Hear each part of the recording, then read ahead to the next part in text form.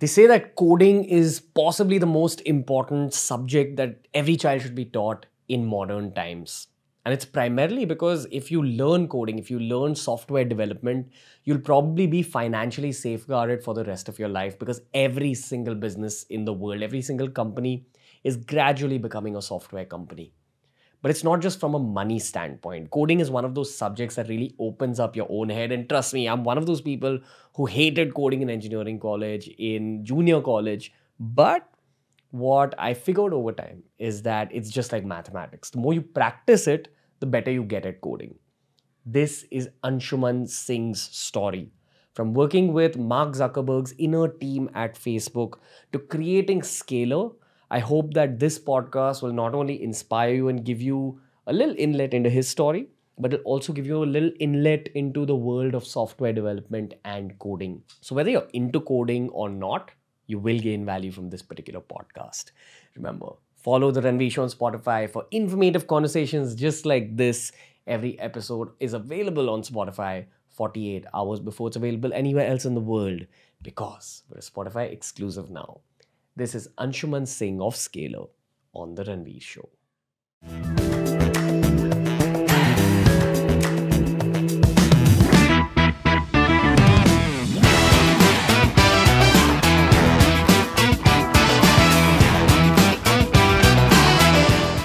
Mr. Anshuman Singh. You know, I want to begin this particular episode by just talking about money. I've been getting deep into neuroscience lately, and there's biology behind why manifestation, creating something in your head before it happens in your real life, is an actual biological phenomena. There's a part of your brain which is right at the front where sort of visualizations and manifestations take place. And then the logical part of your brain, the rest of your brain, slowly takes over and gets you to there. Now, speaking specifically about making money before you've made money, I feel it's a two-part process. First, having that chahat, that wish in your heart that, okay, I want to make money. And second, getting the know-how about how can I possibly make more money. Now, you're an engineering grad, just like I am. There's lots of engineering grads watching this.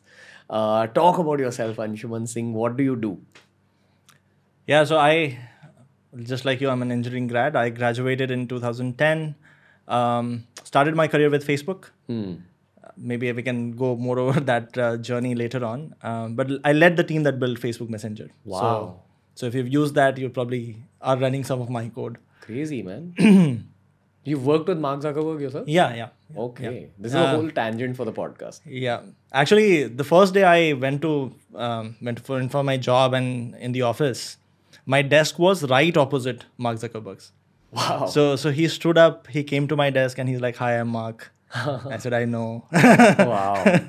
What's his energy like? He's a little shy. Socially, he's a little shy. I think he's worked a lot on his social skills. But he doesn't talk a lot. Dude, that's a lot of the coders even we work with on some of our products. They're always sort of drawing out patterns in their head. I think that's what they get lost in. That happens to some of our editors as well. Like, they do the same thing with edits. But coding specifically, it's one of those skills that so many people our age are like kind of afraid of, because we didn't learn it back in college, not even in engineering college. I had basics of coding and I used to kind of be like, no, it's not my cup of tea. And somewhere that is a sort of regret. Even Ankur Warikoo, who's another YouTuber, he also says the same thing. He says that, oh, that's my regret in life, that I haven't learned how to code. How difficult is coding really? Not really difficult. And actually, to be honest, if you learn it the right way, it is very interesting. It is almost like playing a game. And then, to be honest, with two major things in our lives, we've never been taught it the right way. One is mathematics. Two is coding. Both are extremely, extremely interesting if you really, really do it the right way. Yeah. So in pop culture, if you see, there are movies like 21 which are pure mathematics. And they're extremely popular movies. But yet, we are all afraid of mathematics. Yeah. I know a story of this person, one of my best friends from college. His name was Ajay Somani. He came from a very, very small village in Rajasthan, not from a very rich background, so had to struggle financially. He did not even go to school till class 8, was homeschooled. And in 11th and 12th, he actually had to go to various people to ask for donations to buy his books. So when I went to college on my first day, he was my senior. So he had already been in the college for a year. And he told me that he had never seen a computer before coming to IIIT Hyderabad. And he had chosen computer science because everybody else was also choosing computer science. And within a year, he was not only the best coder in college, but in certain sense, best coder in India. All of the programming competitions that would happen, he would just go and win it. So if you see in a year, just because the person had the right aptitude and the interest, they became the best coder in India. For that to happen, I mean, it can't be that hard, right? Also, I want to highlight that for the non-engineers listening in or watching this episode, you don't have to go through engineering college to learn coding. Absolutely. You just have to have that interest in it. Right. I'll tell you another story. So there's this large company called Gojek that just merged with Tokopedia. Is in fact, like, just to give you some idea, majority of GDP of Indonesia is driven by Gojek. Yeah. It is so big. Super app, no? It's a Super app. It is a super app, right? So the CTO of that company is Ajay Gore. And he is not an engineering student. He is a finance grad.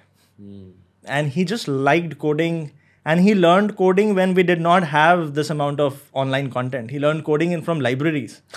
And today he's the CTO of Gojek. That's You know, while we're talking about coding, and I have so many more questions about it, also just for the practical sake and for the lalach sake, I want to ask you specifically with what you guys do at Scaler.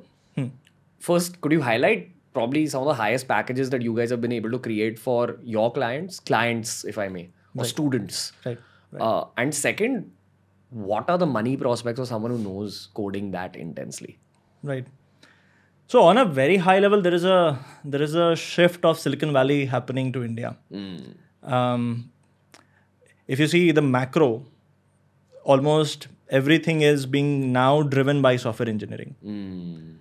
I'll ask you a question, Ranveer, if you can answer. Which car company do you think is the most valuable car company today? Now Tesla.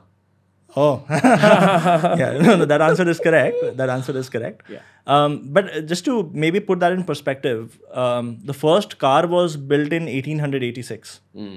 The first car that came into production was by Ford. Ford even exists today. That was sometime in 1910s. So it's been almost 110 years since then. And the most valuable company today is less than 15 years old, which is Tesla. And what is so different about Tesla? Why is it more valuable than Toyota or a Honda or a Mercedes or a BMW? And the only difference is that Tesla was the first company to truly marry software engineering to the automobile industry. And that is happening in every single industry. I mean, there is a term which is called Industrial Revolution 3.0. And just to maybe highlight the difference of like what the difference of supply and demand does. The average salary of a engineer designing self-driving cars in Silicon Valley is $10 million. So again, it's not about the money. It's essentially what you can do and how much value does society put on that. And also, I feel $10 million, people hear it and be like, oh, I'll never be there. But that's also not true, man. Absolutely. It begins in that part of your brain that visualizes first that, okay, I might be able to do it. Let's learn. Let's get into action. Correct. But anyway, go on. And by the way, this is, again, I'm not saying that money is the only thing. As I said, like it is reflection of what value does society put on your skills. We've seen this happen at Scaler as well. Like now we have more than 5 people who are earning more than 1 crore salaries in India, not internationally, in India. Who've gone through the Scaler program. And one of them only has 5 years of experience. In fact, there are companies today that are trying everything they can to just attract talent. There are companies giving BMW bikes, Dubai trip. And I won't be surprised, like maybe some days you'll have companies giving you apartments and cars to actually go and join the companies. Because I mean, today, software engineers are the tech backbone on which a lot of unicorns of today are built. So just to summarize, Silicon Valley is shifting to India. What that would mean is that there is going to be a large surge in demand for quality software engineers. Being able to code is not enough, but being able to code world-class software is what is required.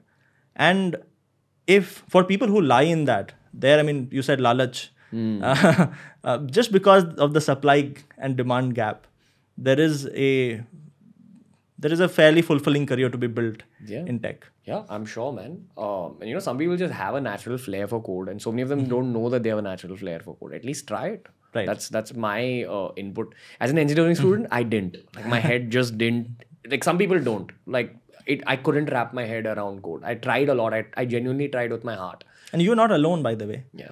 India has this massive problem where, like, look, in India, everybody has to become an engineer or a doctor.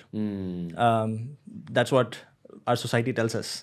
And even within that, I mean, doctors are a small portion. Engineers are the majority portion.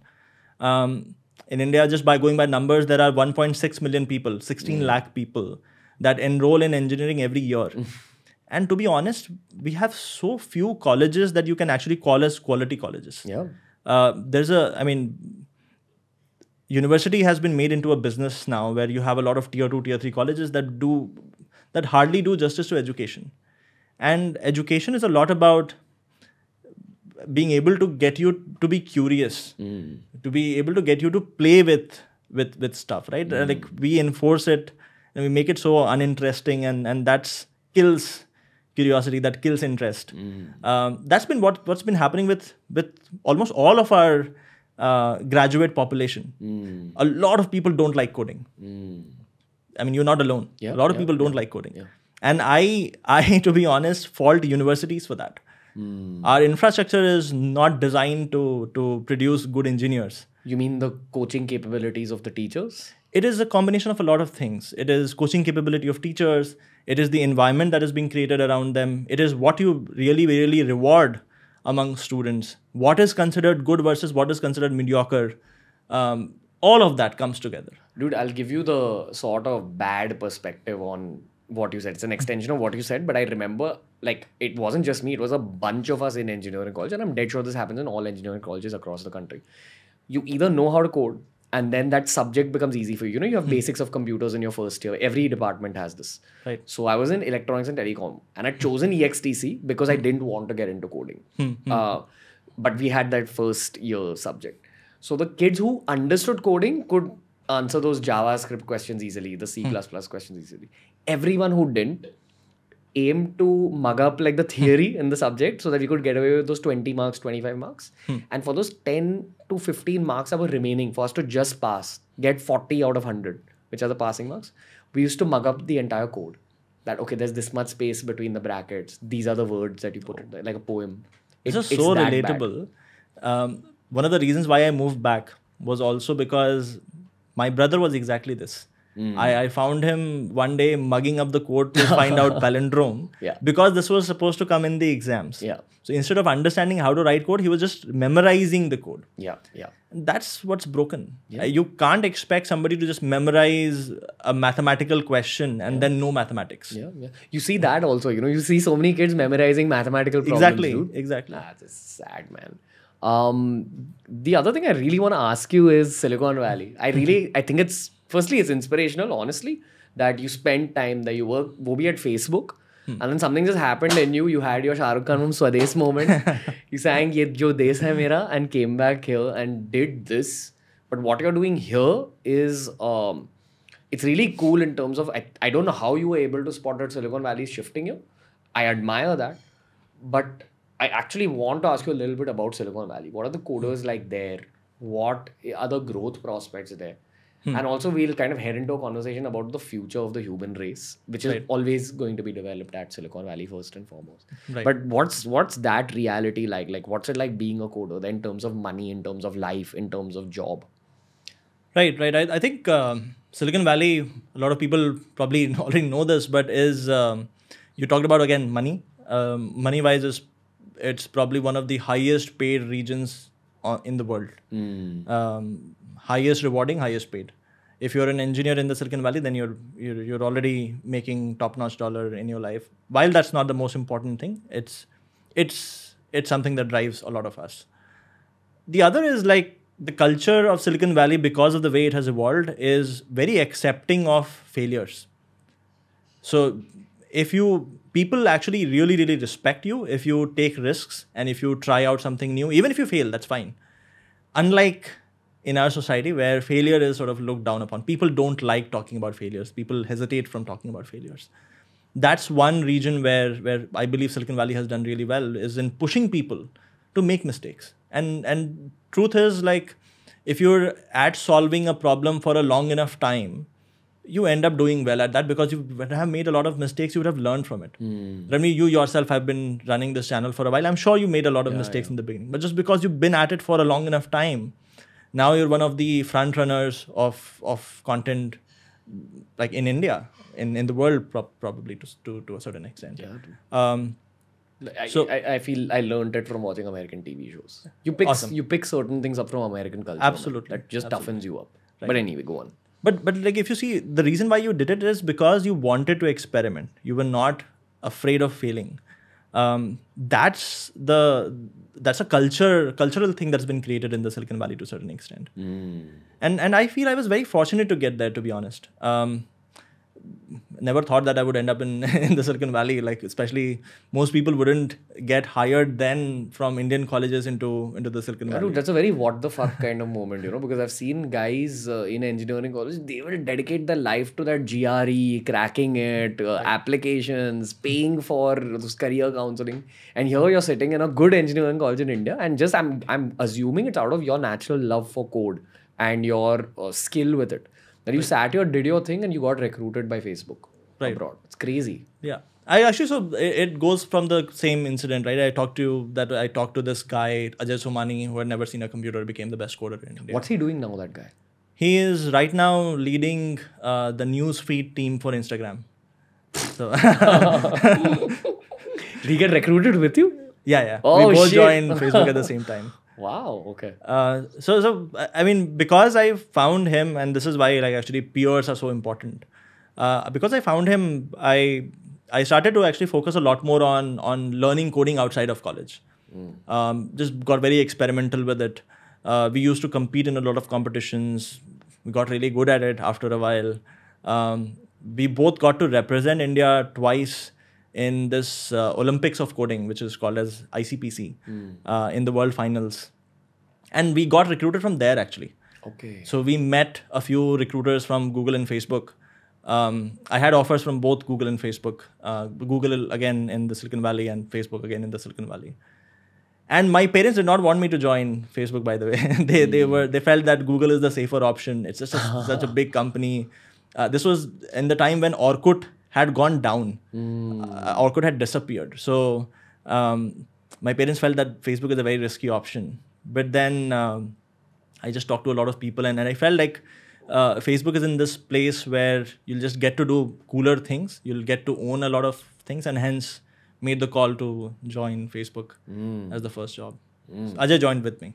Dude, shit, what were you feeling when you flew to the US? I'm sure there was a part of you that was happy, but there has to be a part of you that had some sort of cultural shock. Yeah. I mean, so I told you, like, we used to participate in competitions. So on both occasions where we had to represent India, we had to go outside of India. So the first time was to Stockholm, and the second time was to China. both like polarizingly different, right? So my first cultural shock was when I went to Stockholm. I remember that they were serving dinner, and they had these pork sausages, which were almost shiny. And both of us mistook it to be gulab jamuns. Nice, I like it. And then we had that, and then we realized, oh shit. What are the coders like there? Because, the coders in Indian engineering colleges, either they are the Ratta Maro coders like me, or they are like you, which is a very rare case, honestly. I don't know what the scene is now, because it's been 10 years since I started my engineering. But most of the coders, like I'd probably say 80 to 90% of the kids are probably good enough to understand code, Probably inclined towards code, but they're looking for like a safe job at TCS, Infosys, Mu Sigma, Capgemini, these kind of companies. Right. So, and you know, this is everyone, I don't know if you remember this, but in your third or fourth year of engineering college, you kind of get possessed into this whole placement vibe.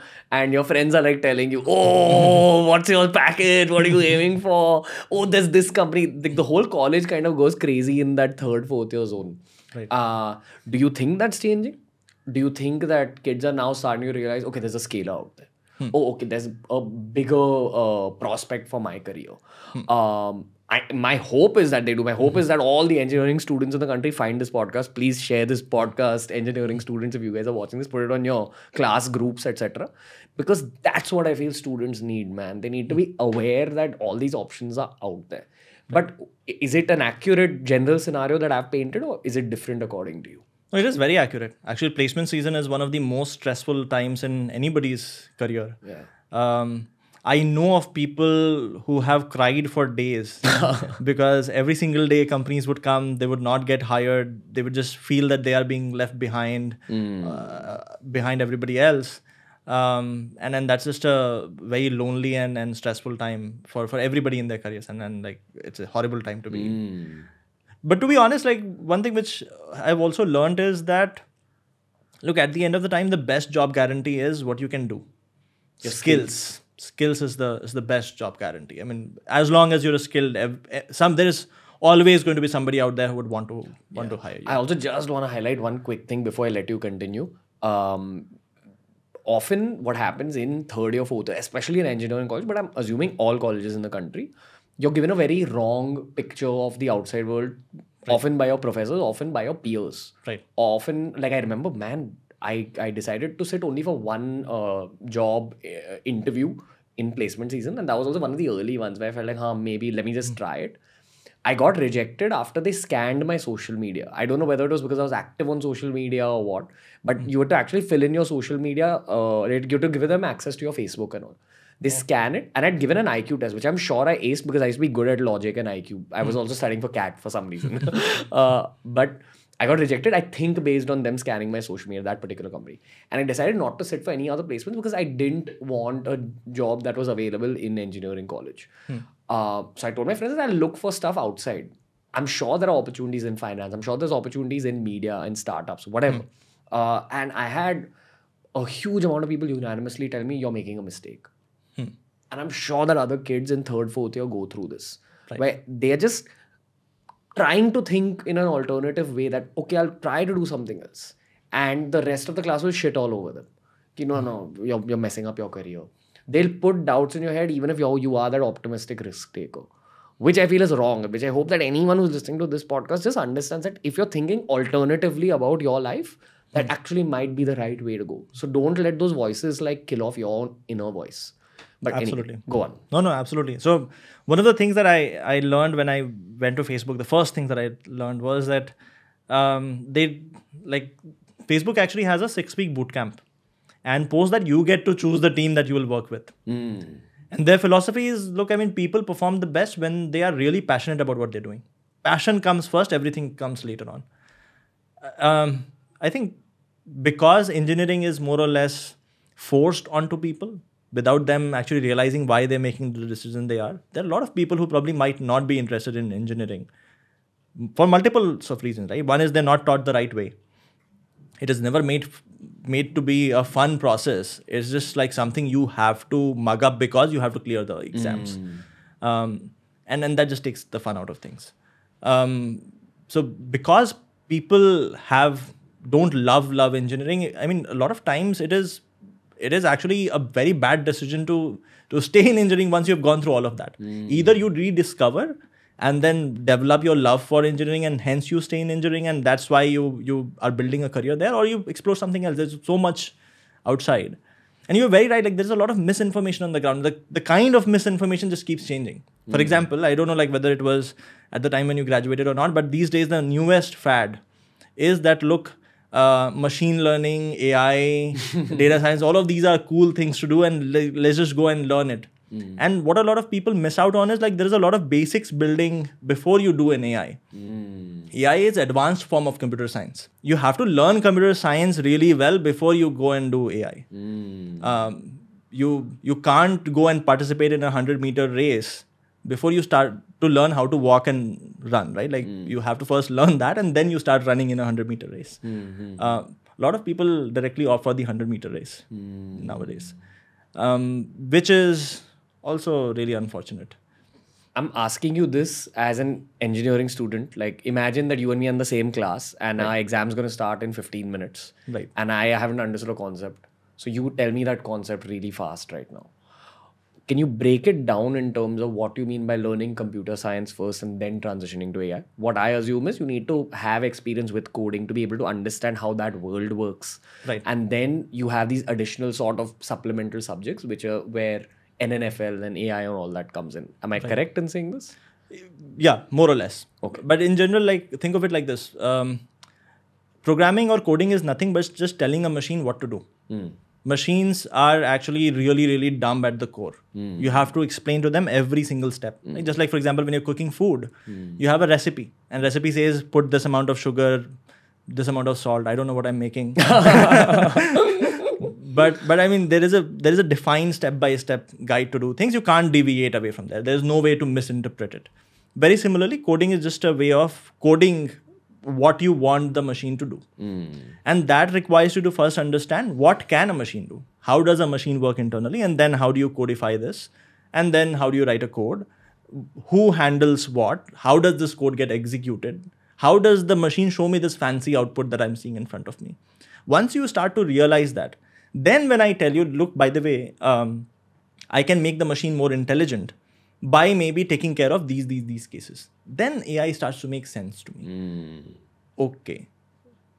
I already know how machines work. Now there's a small modification I can do, and hence AI, and hence things work the way they do. But if I directly jump to just here is a piece of code, apply this, and this image will get blurred out, that is not AI, because then all I'm doing is that there are a bunch of these pre-coded libraries that I'm just calling, and I can never innovate on top of it. That just makes me so very limited in the computer science career. I can never build a career out of it, because then that can never be my passion, that I know these 4 pieces of code and I can just call them. So say someone actually wants to take up AI in life, okay? And suppose AI is going to be the mainstream thing in the world 10, 15 years from now. I'm sure that it is in many ways already. Right. The first step would be learning how to code. I'm assuming learning Java, learning C++, things like that. Starting right from there, learning more languages. Right. Then probably going to AI. But what other skills are required other than learning the basics of coding? I think, again, like even the number of programming languages don't matter. Okay. Any one programming language is good enough. So one programming language, learn coding there. Understand operating systems, how they work.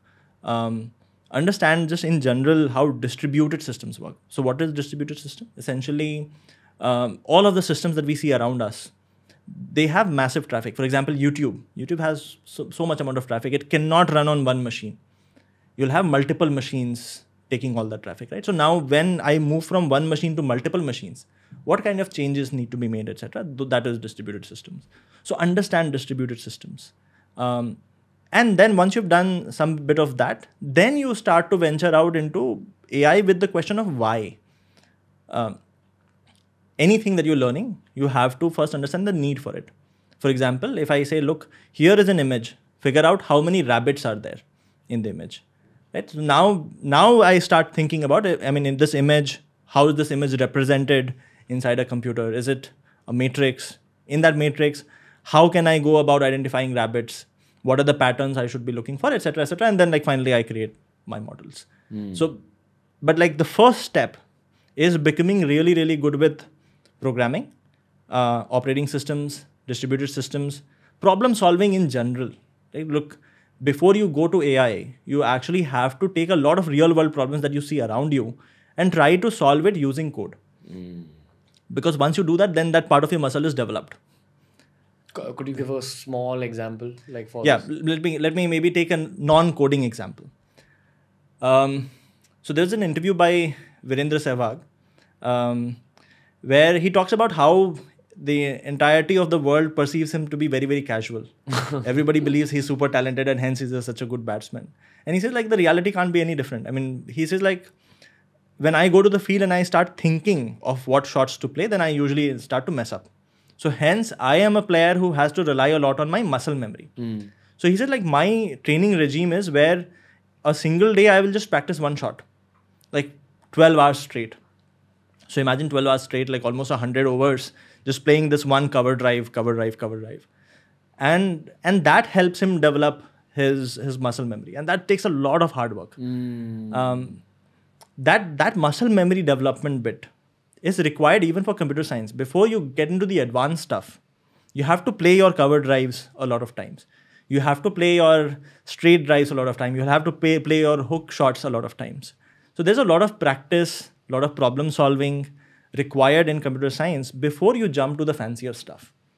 All of this gets skipped without guidance. And if you don't believe me, like just maybe go and look up the backgrounds of every single machine learning or AI engineer working at Facebook or a Google or doing anything groundbreaking. You'll see that all of them were engineers in the past.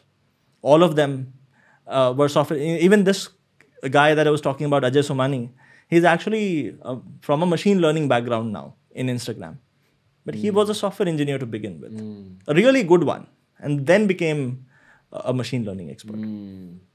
So again, I'm going to try breaking down coding for someone who's never encountered it from my extremely amateur, even pre-amateur perspective. Sure. So coding works based on, you know how you have words in the English language? So you have certain commands in code, which represent what that particular coding language is capable of doing. So say you're programming on Java, there are certain words you type into your computer to tell the computer to do certain things. Right. The second thing to understand is that the way a computer reads the code you entered is that it'll start from the top and start scanning everything that the coder has written. Okay, he wrote this here. Therefore, I will do this with the electronics in my system. Okay, next I have to go to this line. Okay, he's telling me to jump to this part of the code next. So I will go there. I will do that. Oh, now this part of the code tells me to jump back up. Okay, I will reread this again. And honestly, that's how much I know about coding. And that is a lot. Okay. that is the essence of coding, yes. Okay. Now, can you explain slightly deeper layers if you were explaining it to a 4-year-old, 5-year-old? Right. So what you described is the flow of code, right? Essentially, there are these kind of commands. Imagine if you had a robot in front of you. There are these commands that I can tell my robot. And there is a sequence in which I'm telling the command. And by the way, this sequence is not fixed. You can also jump to other portions of the sequence, right? Now, that is great. But now when I give you a problem statement, for example, let's say I tell you, Ranveer, like we're building LinkedIn. And LinkedIn shows me this person is my first degree connection. This person is my second degree connection. This person is my third degree connection. Now let's actually build out how to find what degree of connection is a person. Now to do that, what sequence of commands to apply, right? Given two users, let's say me and you. I know who are people connected to me.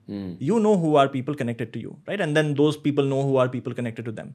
How do I figure out what is the distance between us? How many people are in between? Right? So let's say I know Sanchit behind the camera. Correct. There are 2 degrees of separation between you and Sanchit. Right. So because you know me now, I know Sanchit.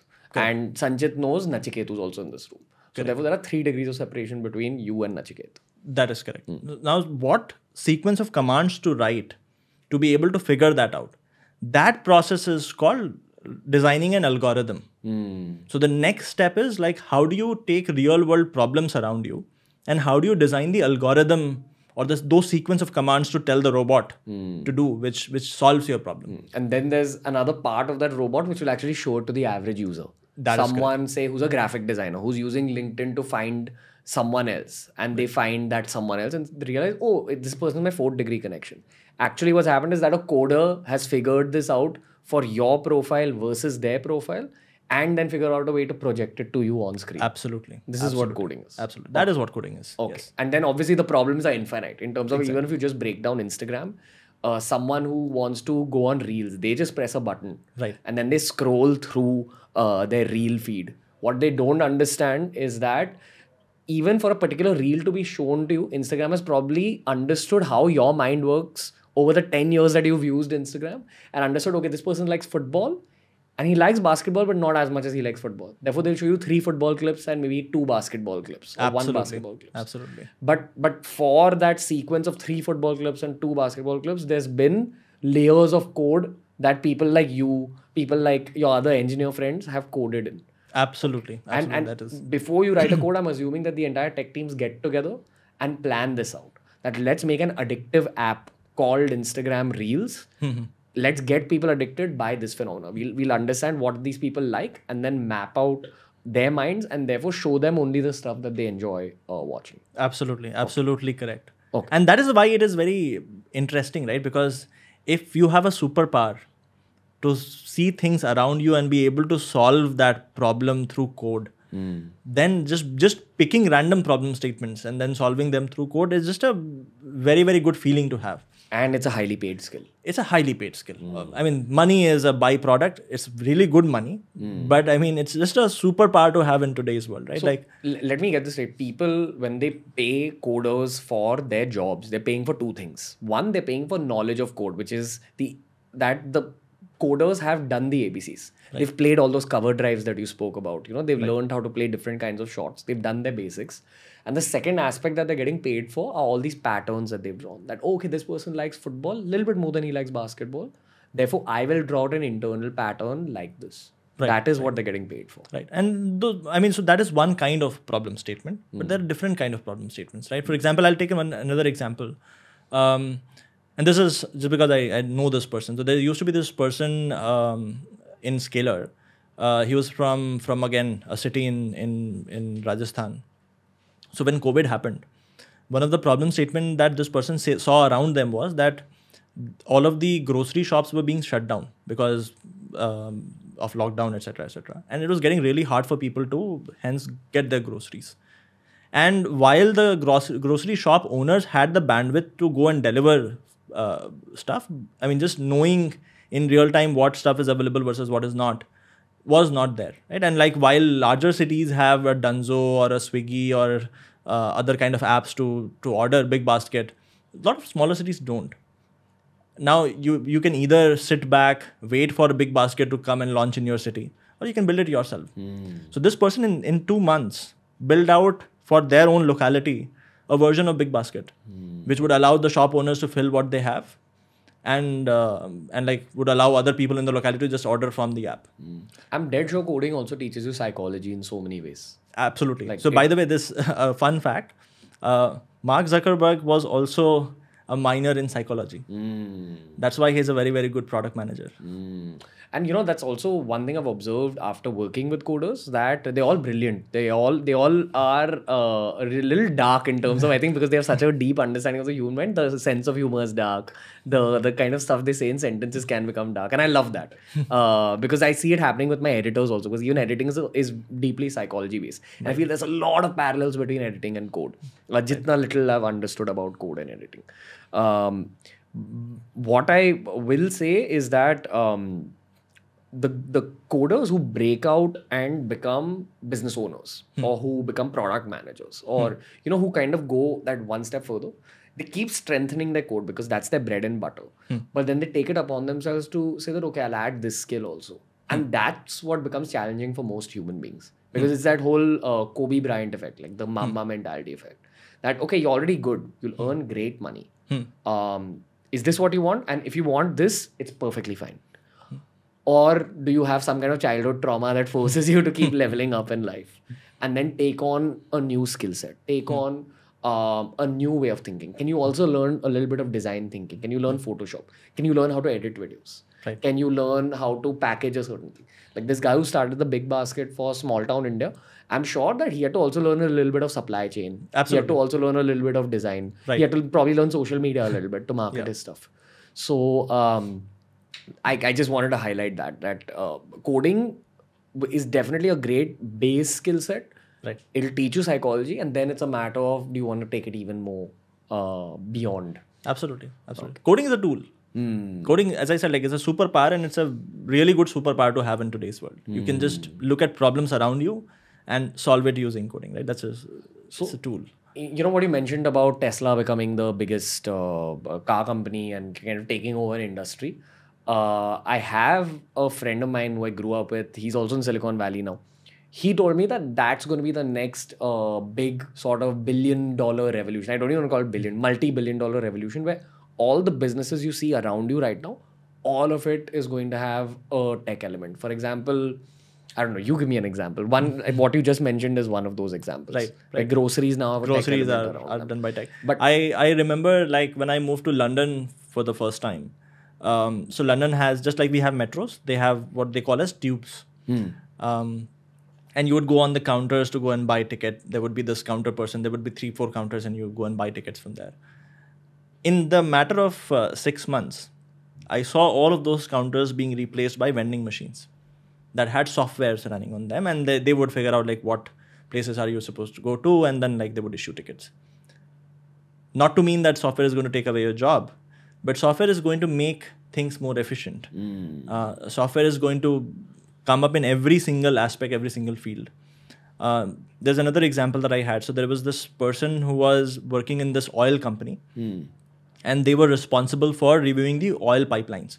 Just QA on oil pipelines, just to make sure there is no leak anywhere, just make sure that the oil is flowing the right way, etc., etc. Because all of those leaks could be very, very expensive. So their entire day job was to monitor the QA of this oil pipeline. Now that is also something that software has solved today. You can look at the images, and just what you would expect a human to do with those images, you can expect a machine to do as well. Detect anomalies and then like flag those anomalies, which then a human can review. So now a single human can be reviewing multiple oil pipelines instead of just focusing on a set of those. So every single field, right? Oil has nothing to do with software, but still like software is adding immense amount of value. Every single field that we see around us today will have some element of software in the space. So it's all, and like all of the governments are realizing that too. I remember 2 years back I was in Singapore just for some meetings, and that day the biggest headline on their newspaper was that Singapore government has made coding education mandatory class 6 onwards, because they've realized like this is a basic skill to have now. And I'm also sure it opens up certain parts of your mind. Yeah, it does. It's just like mathematics, right? Like you're taking a problem statement, you're trying to come up to a logical solution, and then you're translating it to very defined set of commands, which get the work done. Yeah. I want to bring up something you said, that how they've introduced it in 6th grade in Singapore. Mathematics is one of those subjects where up till maybe the 8th grade, I thought I was shit at. Okay. The reason was that I was one of those last minute studying kind of kids. So I'd leave every subject for the end. And I'd actually do fairly well in the other subjects. But maths, I would be like near the bottom of the class. And I that's what made me assume I was terrible at mathematics. Okay.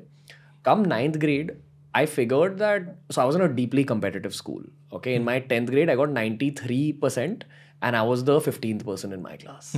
So I was from one of those schools, and I was actually depressed about getting 93, and that's a whole other story. But that's the mindset I came from. So to pull up my aggregate, I had to get better at mathematics, and my mom found this one mathematics tuition teacher whose teaching was good. It was pretty normal, basic. She taught me kind of trigonometry, how you're supposed to be taught. But what she really did, and this is what had built her reputation over the years, was that she gave you intense quantity in terms of homework. And she would fuck your ass if like you didn't do the homework. So it forced you into doing things, doing so many math problems. And suddenly I was at the top of the class in mathematics. And that's what made me realize that, after school, those judo classes I go for where you're doing push-ups to get stronger, how you become stronger in judo, mathematics works like that. It's not like the other subjects where you can ratta maro at the last minute. You can grip geography very fast. You can grip English very fast, but you can't grip mathematics like that. It's built over time. And I'm assuming that coding is the same, because coding probably works the same parts of your brain in terms of logic, pattern formation, etc. Exactly.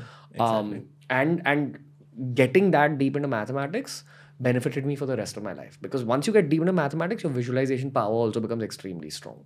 Exactly. Like trigonometry has a lot of applications. I would even say in camera work. Right. Like it made me able to learn camera way more easily as a YouTuber. Right. So I think people need to shift their perception of coding from, oh, it's just a nerdy subject that engineers know, to, oh, it's sort of a life skill that's going to open up my mind. Right. And I see that shift happening, man. Also, when we keep reading about AI stealing jobs, which is very likely going to happen, Right. I feel there'll be new jobs that will be formed, and the new jobs will be in the world of software. Right. Right. Keeping that in mind, there's two questions for you. One, what do you think 2031 is going to look like in terms of human life? Like, what's going to happen? Because you're at the forefront of tech, and tech is what changes the world. The second question is, what is Scalar doing to kind of prep for that? Because I am dead sure, even as a coach at Scalar, you're thinking about 2031, 2041. Right. So, what's the future looking like, Mr. A?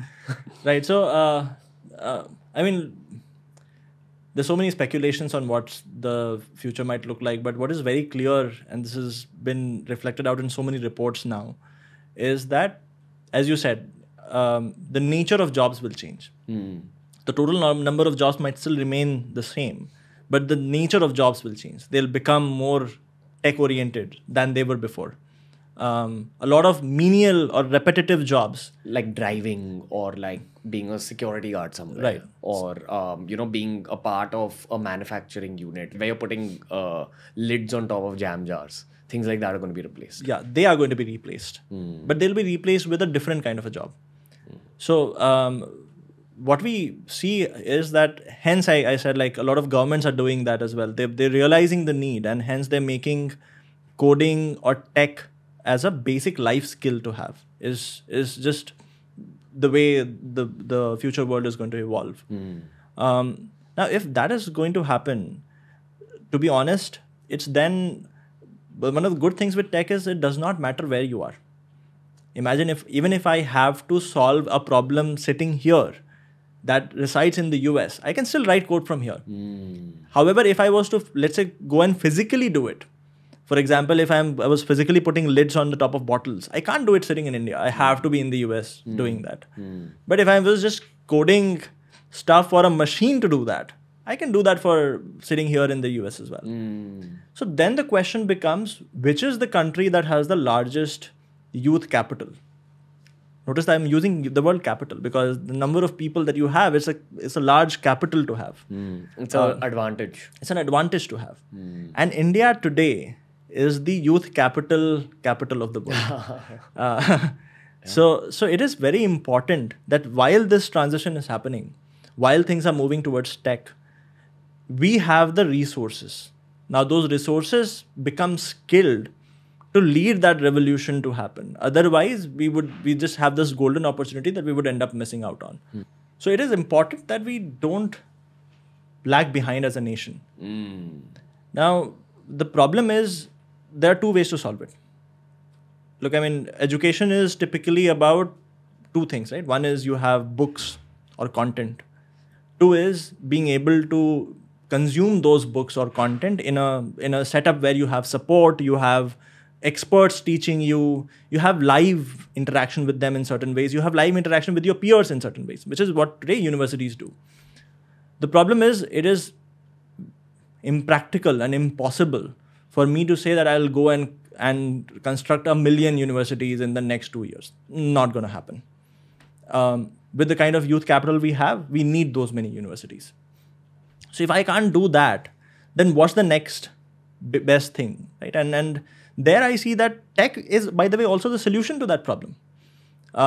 Essentially, what is a university made of? In fact, like when we started Scalar, the first problem statement we were solving was, look, if we have to build an online Stanford, what should an online Stanford have?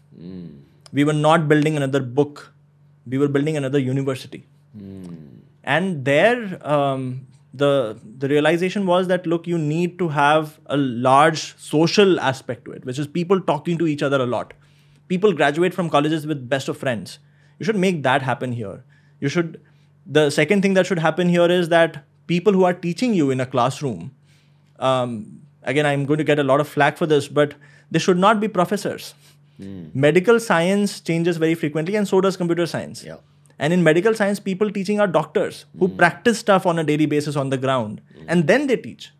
Why is computer science a place where professors are teaching who have not written code themselves for the last 14, 15 years? So that's the second basic fundamental change. You have to have people deep in business teaching you. Three is you need like the persona of a senior in college with you, right? So you need the seniors in college to help you out whenever you're stuck. You said like the hands-on element, which is very, very important, which is you have to be writing a lot of code. You have to, just like your teacher made you do a lot of homework, there have to be these places that make you write a lot of code almost on a daily basis. And then there are people to support you whenever you get stuck. You're not just there swimming alone in the swimming pool, but there are people who there to help support you when you start drowning. And then all of this done in close collaboration with employers, make sure that things are moving in the right direction. So we're trying to build this. We're trying to build this virtual university of sorts, which can take a lot of people in. It's not restricted to take maybe 100 people or 1,000 people. It can take 100,000 people if required, or 1 million people if required. But it makes sure there is very high quality of delivery of university being done to them. Everybody has access to the best quality of education. How do you filter out people? So, right now we filter out people on 3-4 things, not on their coding knowledge, but rather their aptitude skills. We require that people know some bit of mathematics. So on their mathematical skills, and some bit of intent on struggling through this. As I said, like the Sehwag example, where he would play cover drives all of the day, that requires a lot of hard work. And anybody who comes with an expectation, look, I have this shortcut, I'll become a millionaire tomorrow, not going to happen. It takes a lot of hard work for you to become good at anything. Yeah.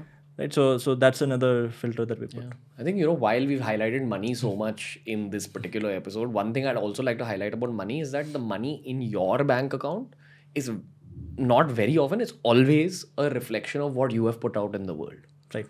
It's just how money works. And this has been a learning about money in the last 2-3 years for me, that it is just a reflection of the value you've put out in the world. Third law of Newton, Newton's third law. Every action has an equal and opposite reaction. The money is a reaction to the actions you put out. Right. And while most kids today want fat pay packages, want to be at a certain financial position in life, what they fail to understand is, again, I don't blame them for this because you've just spent 21 years on this earth. But you need to give yourself 5-6 years, right, to really see what those 5-6 years have done to your career. Because the big opportunities to earn that exorbitant increment is going to come in your 5th year. It's going to come in your 6th year. Right. It's not going to happen in the first 4 years. Correct. But kids these days need to understand patience. I can't believe I'm saying kids these days. I'm 28, dude. Like, it was 6 years ago that I graduated. But literally, my life was different before the lockdown, financially. These last 2 years have been great financially, and it's been an outcome of having grinded for like 4-5 years of my life, right? And not having seen tough like financial situations in those 4-5 years. Right. So that's the other kind of anecdote I want to attach to. Oh yes, you can become a multi-millionaire through coding. It's probably an extension to what you said, but I'm sure you felt the same way. Also, that whole who said that thing? I think it was Johnny Depp. No, it was Jim Carrey. Jim Carrey said this. Okay. He said that I hope everyone becomes as rich as they want and as famous as they want, to understand that money and fame aren't everything. Right. You realize that eventually, which I'm dead sure you realized sitting in the US. I'm sure you were earning a lot of money in dollars being a coder at Facebook. Something would have happened in you where you're like, no, I want to go back to my roots. I want to go back to India, because you realize life and the experience of life isn't that number in your bank account. It is those moments you spend with your wife. It's those moments you spend with your family. It's those moments where you're eating great Indian food. But what had happened to you in the US, man? Like, why did you even decide to come back? Because I remember, to give you context, in my engineering college, I remember so many people shitting all over India. And I used to kind of get pissed off, the patriotic kid inside me. He's be like, yo, why you shitting all over India, dude? There's a lot of opportunity here. And we're a happier country. I've been to the US. And I'd argue that, the happiness levels here are greater than the happiness levels there. Right. Yeah, I'd not just argue, I'd probably vouch for that, man.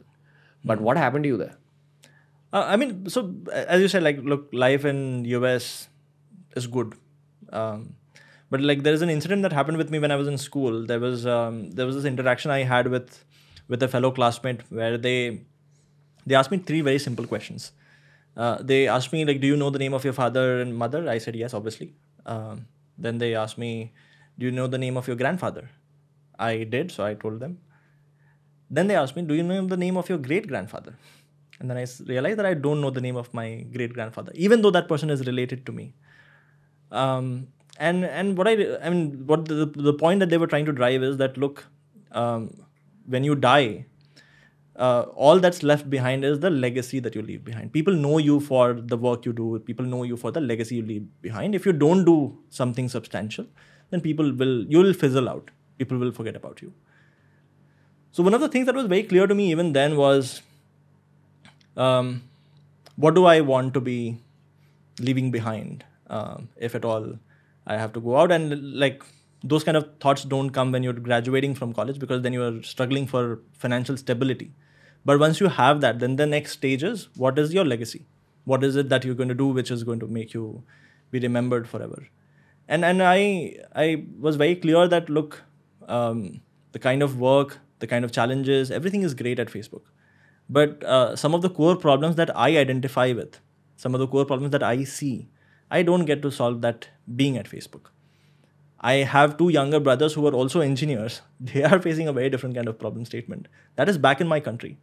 If I really have to make a difference, I should take that chance and I should give it a shot. And that's why I made the move back to India to be able to solve a problem statement that I relate to the core.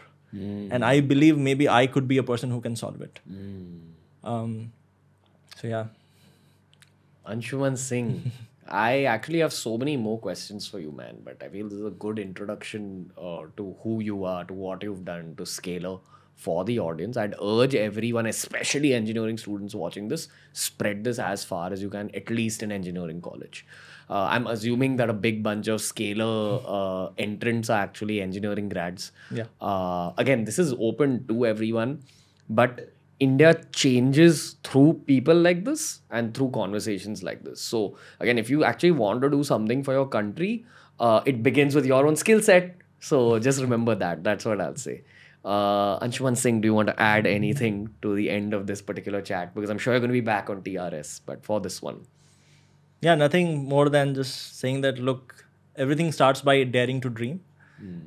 So all of the money element was to get you to dream. Dare to dream. Yeah. Once you dare to dream, then you'll figure out a path. Be patient, work hard, you'll figure out a path.